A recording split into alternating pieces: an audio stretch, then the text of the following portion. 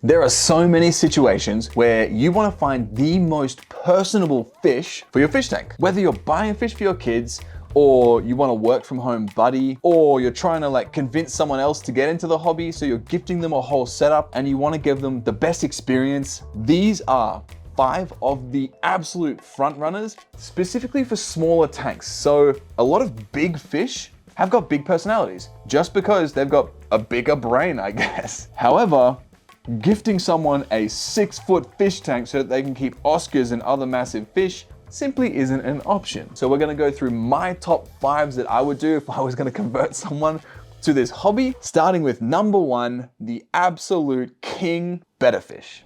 Betta fish are unbelievably colorful. So if you're gonna get a really basic setup, doesn't have heaps of plants growing or lots of aquascape or anything like that, your betta is the feature piece for the tank. They've got amazing fins, really, really long and flowy. And I've found that for how small they are, the amount of interaction that you can get from a betta fish, it's unmatched. They are the fish with the best personality, and each betta fish does have a different personality. They've got a different way of interacting with the person that's taking care of them. They've got different ways of interacting with food. Some are more food driven and some are more lethargic towards food. Each has a different personality. So it's something that you can sort of, almost like shopping for a puppy, you can sort of go to the aquarium store. Pro tip, bring them with you when they're choosing their best mate and let the interaction between the two personalities sort of happen and then bring home that particular betta. From there, they've got feeding time, they've got exercise. Yep, betta can be exercised. You get a little tiny mirror and put it really close to the glass. You'll find male betta will sort of come up and flare up at the glass and make themselves look big and move really, really cool. A couple things with betta fish, you can't keep males together. Males will fight. They'll pick each other's fins until one of them ends up getting sick and perishing, basically. Though they can handle smaller spaces, you can't have them in as small a space as most fish stores sell them. So you gotta make sure that tank is at least 20 liters or larger. That way your betta can live a good life, have a favorite corner in the tank, be able to interact with all of the things you put in the tank, etc., etc. If you're a betta lover right now, or you've got a betta with fin rot, let me know in the comment section if you want me to film a whole video on how to solve that particular thing. Moving on, if you want to keep more than one betta fish in a tank, A, make sure it's a decent tank. B, opt for females. You can start what's called a betta sorority. Female bettas seem to have less aggression. That doesn't mean no aggression. So it's still a compatibility thing. The one thing is females don't have as much flowiness of their fins. They don't have the same sort of expanse of their fins either. And they don't react to exercise mirrors as much as well, because they're not as territorial, which is the reason why you can keep more than one. So if you're wanting to future-proof this tank, go for females. But if you're certain that it's just gonna be one fish that you're gonna keep in this tank and it's sort of like a novelty sort of piece, go for a male. They're just more aesthetic. Second fish, Apistogramma. I have found apistos to be the coolest and some of the most interactive fish that I've ever kept. They need to be kept in warmer temperature tanks, so there's that to think about. They're the one fish that in my fish room, when I walk through it, they don't sort of run away and hide.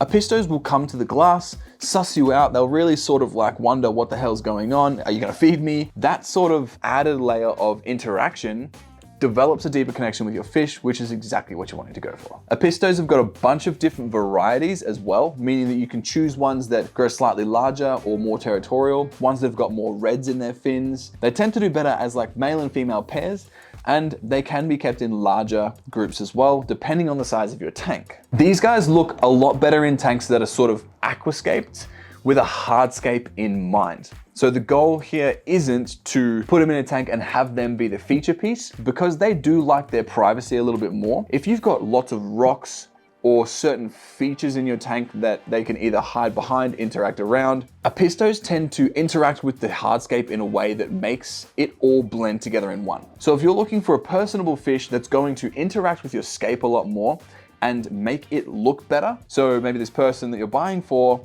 is going to get into the scaping side of things, or they like to be more of an artist, give them the opportunity to build a scape around the fish. The other awesome thing that I love about apistos is they have sort of a pecking order. What you'll find is the dominant male of the group is the one that gets to display his colors the most. And so he'll be quite a lot larger and have amazing colors and stripes on his body and fin colors that come out to play like mad. And they sort of develop this almost society within the tank where the dominant male sort of gets like challenged for his position. And you often see that challenge work, and then the fish will swap, and then the subdominant male that wins starts to grow faster and get those colors out again, whereas the male that was dominant and then is now sub loses its coloration, though it keeps its size. It's just a really cool way of watching that community sort of expand and develop in itself. So if that sounds like your thing, apistogramma are the way to go.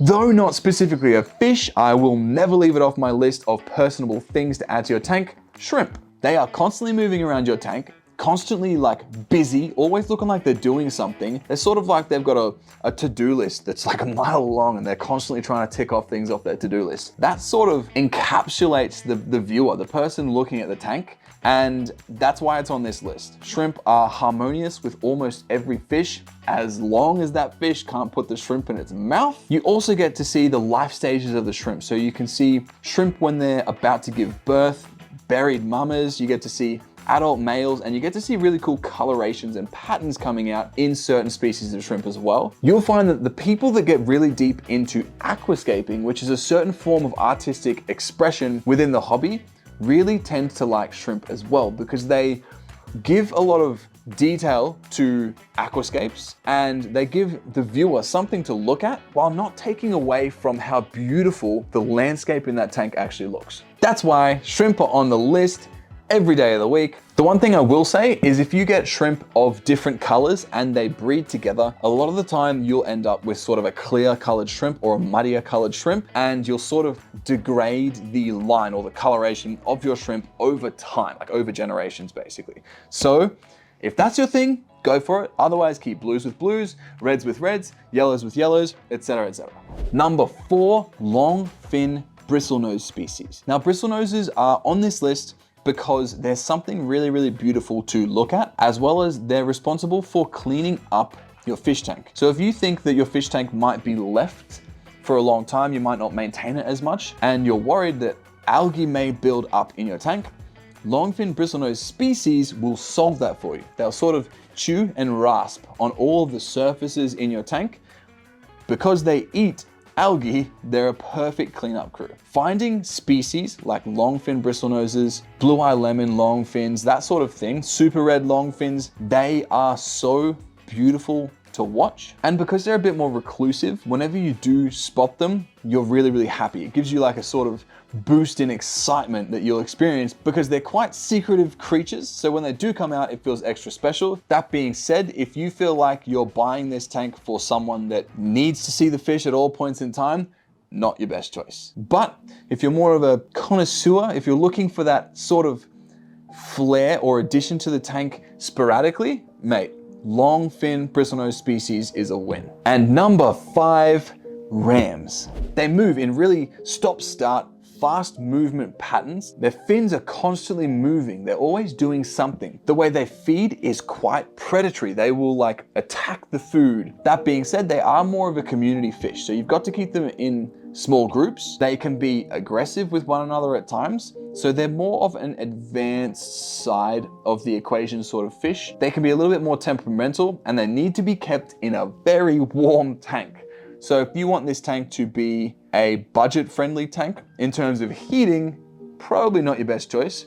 In terms of aesthetics, how colorful these fishes are, you can get rams in neon blue colors. They have that social hierarchy that you get to view, like a pecking order, that one of them is the alpha and the rest sort of hang out together, and there's even a little societal interaction in there. So getting a large enough tank and putting a bunch of rams in there, as long as you can keep that tank warm enough, is a great way to experience the colors that rams have got. You'll start by adding these rams to your tank and they'll be beautiful, they'll be colorful. But then over time, as they get comfortable, as they develop their hierarchy, and as they feel happier and happier and grow stronger, their colors come out more and more and more. So there's this positive feedback loop that comes from keeping rams that makes you feel awesome because they're healthier and healthier and healthier. That being said, rams do have a shorter lifespan than most fish. I haven't had a ram live past 2 years at this stage. I'm trying to push it. The other awesome thing about rams is feeding time. If you're looking for a fish that sort of mirrors that striking and engaging way that large fish eat around feeding time, rams is your go-to. Just make sure the tank is kept warm enough, you're feeding high quality foods, and you'll have a good time. If you have kept any of these 5 fish and you know which one is the best, let me know in the comments below. I have an inkling of a feeling better fish are gonna be the winner here, but who knows? If this video helped, let me know in the comments below which fish you're gonna choose for your next project, and hit the subscribe button to get closer to your aquarium hobby.